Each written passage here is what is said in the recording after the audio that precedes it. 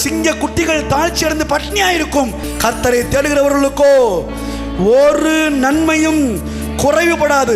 எண்ணெய் சட்டில் எண்ணெய் குறையாது, மாச்சட்டில் மாவு குறையாது. வயது கூடும், வாலிபம் குறையாது. கண் இருளுடையாது, பலன் குன்றாது. உங்கள் சம்பத்து குறையாது, அதுக்கு பதிலாக கூட கொடுக்கப்படும், பெருகும். சம்பத்து தேசத்துல பெருகும். வெள்ளியும் பொன்னும் உனக்கு பெருகி இருக்கும். உம்முடைய சந்தானம் பெருகும், சந்ததிகள் பெருகும், மேன்மை பெருகும். சீர்காய்ச்சும் நீடித்த ஆயிலும் உனக்கு பெருகும்.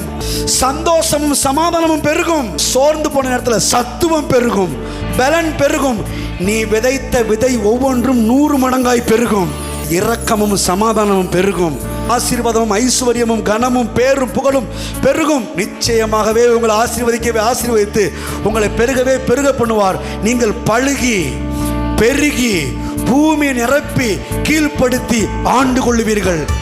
உலகம் சொல்லும் பழக பழக பாலும் புளிக்கும். ஆனா இங்க பழக பழக பழுகி பெருகி பூமியை நிரப்பி கீழ்ப்படுத்தி ஆளுகை செய்கிற அளவுக்கு உயர்வுகள் உங்களை தேடி வரும் என்று கர்த்தர் சொல்லுகிறார்.